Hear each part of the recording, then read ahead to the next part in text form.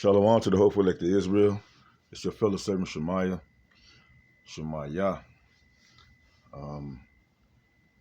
Let us give all praise, glory, and honor to Yahweh, Bahashem Yahweh Shah, Bahashem Racha Kodash. Double honor to our elders and apostles, great millstone. Peace and salutations to the hopeful elect of Israel, starting with the 144,000. I just want to go in on this in this lesson talking about the beautiful state that we're in as far as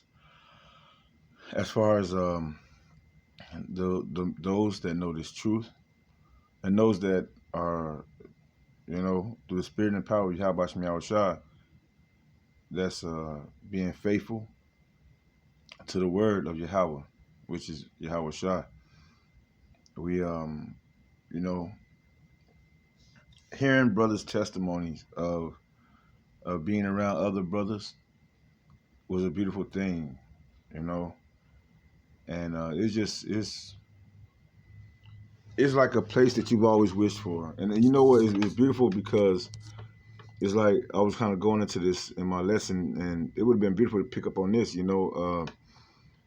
did a lesson, I believe, yesterday about entering into a world of endless possibilities on the right-hand side. That's what I meant to put on the right-hand side, and in righteousness, right? Because in this world, Esau has endless possibilities on the left-hand side, on the wicked side, as far as being wicked. You could do anything you want to do in this world that goes against the Lord, and for the most part, you'll probably depend on, your status and, the things you've done to contribute to the wicked society. You'll be able to get away with it, all right? Things that you for sure is not going to be able to get away with in the kingdom, all right? But speaking of endless possibilities, I was going into truth, living a lie, the deception of this world and everything like that, that the majority of our people have gravitated to, and just they get it, they use this world, and abuse this world, okay? Period. They use this world and they abuse it. They go over and beyond, the wickedness of this world. As it's written, the righteous is more excellent than his neighbor, but the ways of the wicked seduceth them. The ways of Esau, Edom has seduced the majority of the people on the planet, and 2/3, which is the majority of the children of Israel. But even going through this dark world, this dark time, matter of fact, I'm gonna pull that up.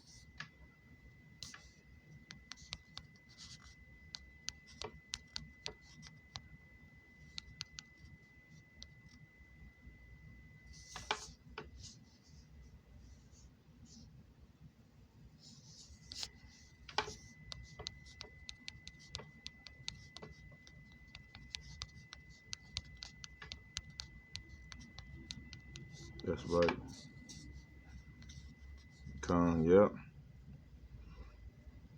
Yep.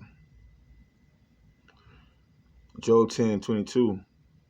A land of darkness, as darkness itself, and of the shadow of death, without any order, and where the light is as dark. Okay, we know Esau Edom is known as the Illuminati, the Luciferians, the dark light of this world. But we have a world that's going to be a new world, a new heaven, wherein dwelleth righteousness. All right, and a part of that righteousness is going to be our people together. I'm gonna go here. Let me go to Luke. Luke 12.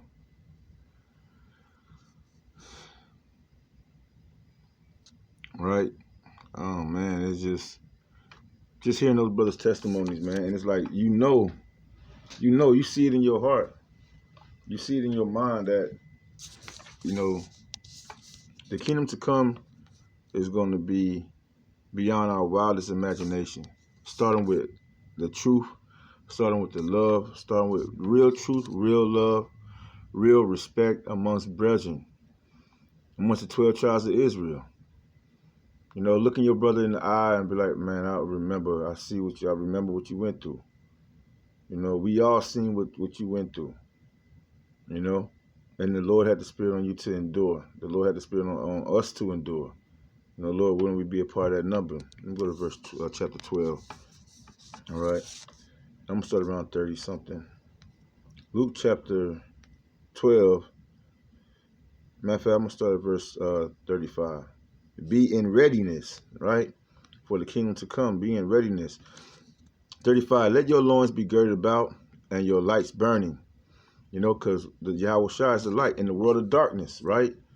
In the world of darkness, and you go to is that John 8, where it talks about how Yahweh Shai, you know, was saying to them that you are the light of the world, you know, and that he is the light of the world, you know, and that, you know, he come that we don't walk in darkness, roughly paraphrasing. You know, but we had that life of that light of life. You know, we've been quickened, right? And say, and your light's burning. This is Yahweh Shai speaking.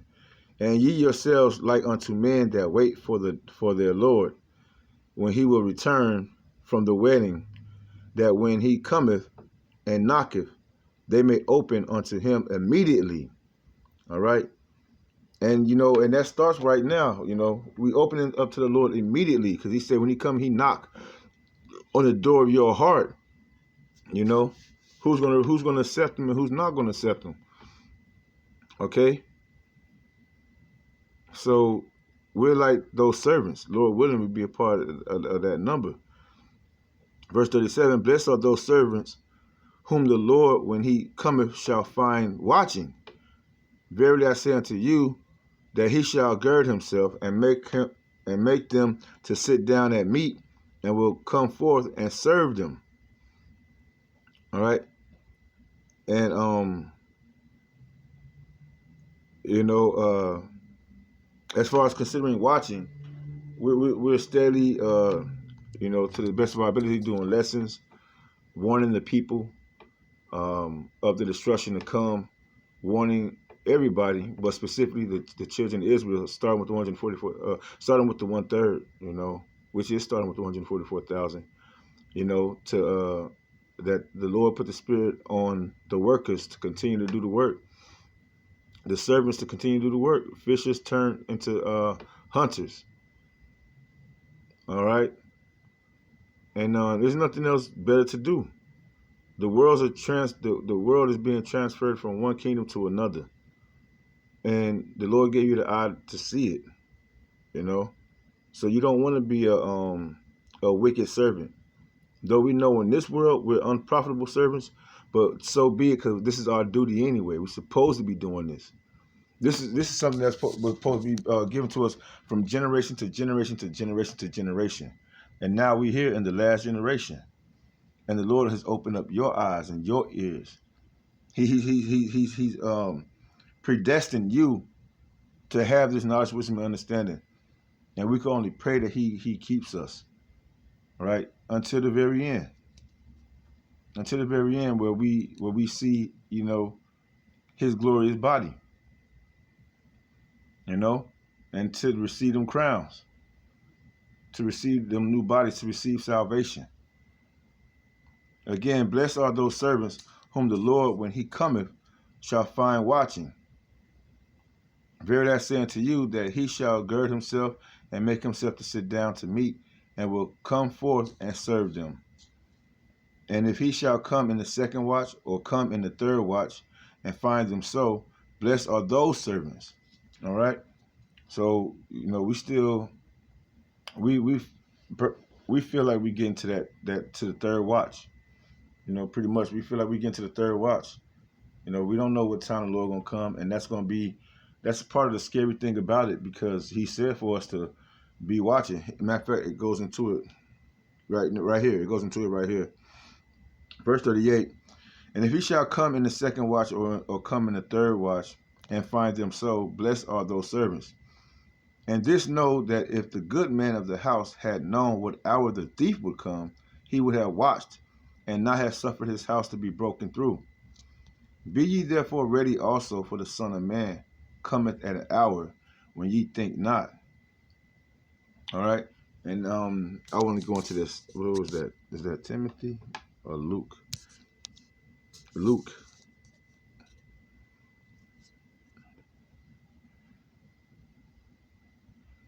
Luke 18.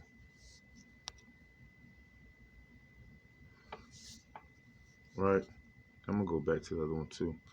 But it's around 3. Cause what the men gonna be doing? The men of the Lord gonna be crying a sign. Right? Ezekiel chapter 9. Crying a sign for all the abominations that be done therein. You know, Ezekiel chapter 3, Ezekiel chapter 33, right? Being a watchman for the house of Israel, you know, warning the people, not just telling everybody, come on, let's get together and have a party or let's become a good community. No, no, no, no. The Lord said, warn them from me. Warn them from me. And that's our mission. That's our purpose. Fishers. We're not building anything right now. We're fishing. We you know, the Lord is doing the cooking. We're getting prepared for a marriage. And it's only going to be a few that's going to be accepted to that marriage. Right? What did the Army say? The proud, the few, the Marines, or whatever they call it. You know, that's their thing. The proud, the few, the Marines. The Marines, it's not the Army, it's the Marines. Right? But the Lord's looking for a few good men. He's not looking for, you know, all of Israel to get it right now. That's even written in Romans chapter 9. All of Israel is not of Israel. You got these 2/3, even of the circumcision. You might know you're an Israelite, but you're still a 2/3 nigga.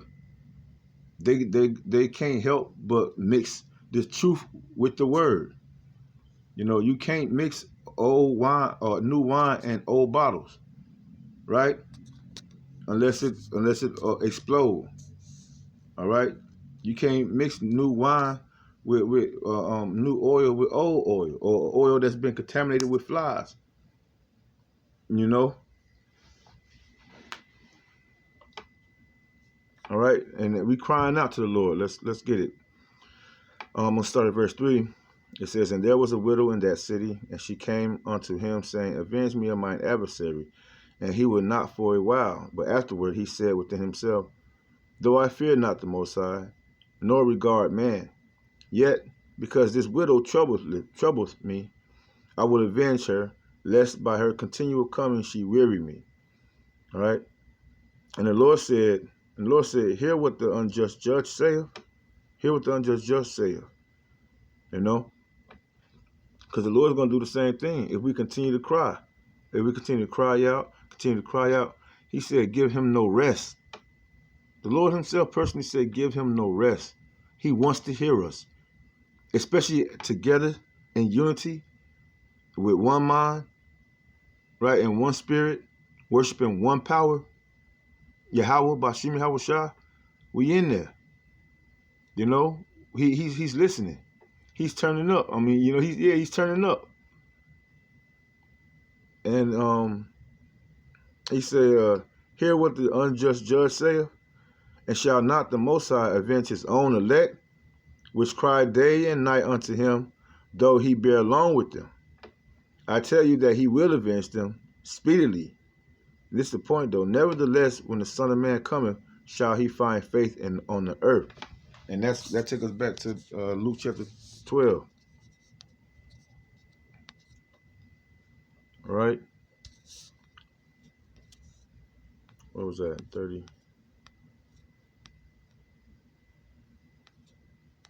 Right here, verse 42. It says, "And the Lord said, Who then is that faithful and wise steward, whom his Lord shall make ruler over his household, to give them the portion of meat in due season?" And that's what we're waiting for, man.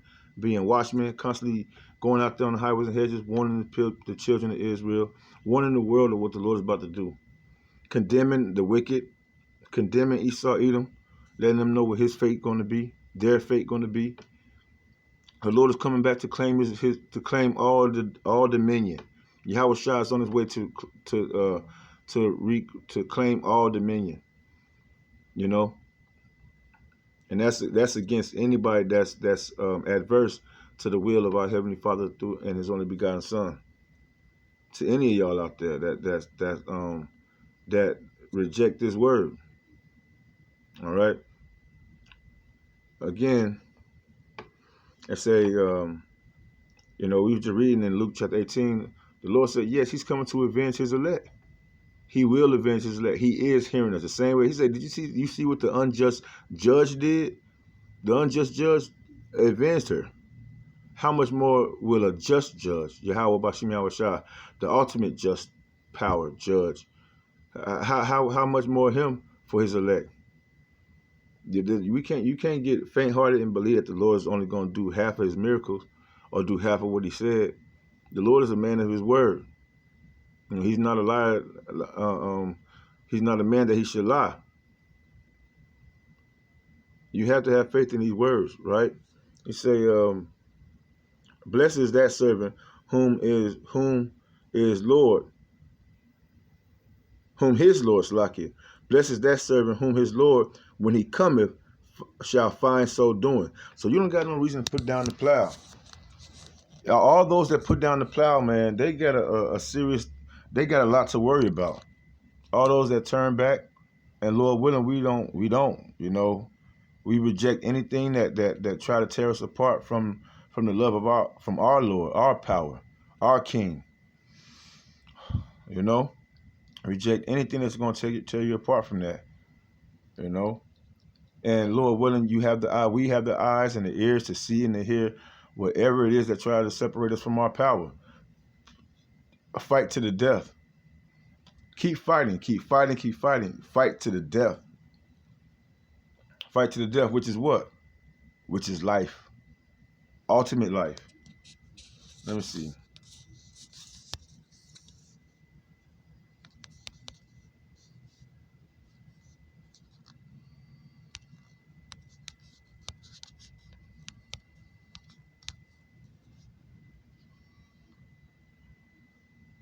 Can you give me 1 minute? Okay, and ye shall, let's see. I know I had said it wrong.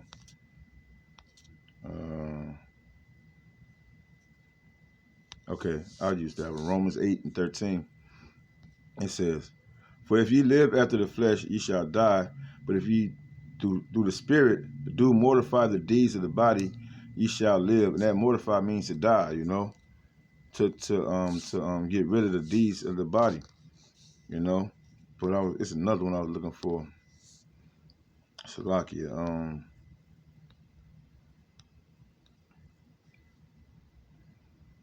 Yeah, you got that 1 Thessalonians chapter 4, verse 13 through 18, which tells you about Yahushua's arrival when He arrived, and those that died in the faith, how they're going to be caught up in the chariot. They're going to come back with the Lord. The same thing in Daniel chapter 12, verse 2. It said, "Many of those that sleep in the dust, shall await some to everlasting life and some to everlasting contempt." You have those, the 2/3, especially of the circumcision, that feel like they doing something, but they really still connected to this world. I'm gonna get ready to get out of with that. Let me see. So one more. I want to go back here.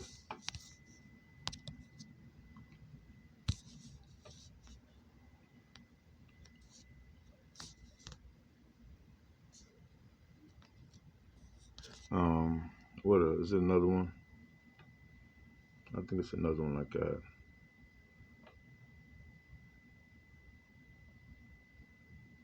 Yeah, I guess that's all. That's all I want to say for now. Pretty much, for real. Just the Lord is coming back. We know the Lord is coming back, and we have a work to do. And the Lord is not He's not unjust to forget your labor of love. But those that put their hand to the plow and go back, take their hand away from the plow and go back into the world, the Lord say this.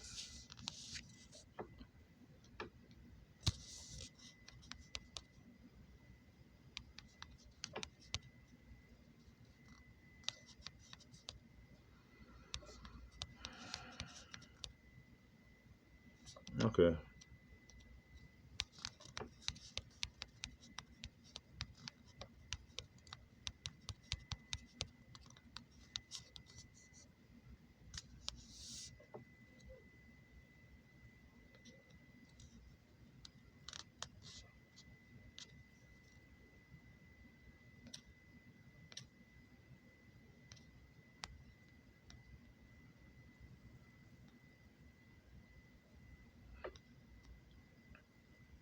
I'll just hit it. Verse 60. Luke 9, verse 62. And Yahushua said unto him, no man having put his hand to the plow and looking back is fit for the kingdom. All right. You're gonna be one of the ones that come back with that everlasting contempt, as we just read. You know, and you don't want to be a part of that, man. You know, we gotten this far. Through the spirit and power of Yahweh Shema Shah, He's brought us this far, and believe me, we don't got too much more further to go. It might be however long it might be. I ain't gonna put no number out there. It might be whatever, but hey, as long as you can walk and talk like a baby, you know, then you got a responsibility. You got a responsibility to Yahweh Shema Shah, and don't forget it. And with that, I'm going to close out, giving all praise, glory, and honor to Yahweh Bashim Yahweh Shah, Bashim Rucha Kodash. Double honor to the elders and apostles, great millstone. Again, peace and citation to the hope of Israel. Endure, endure, endure. Yahweh Shah, Ratazah, endure.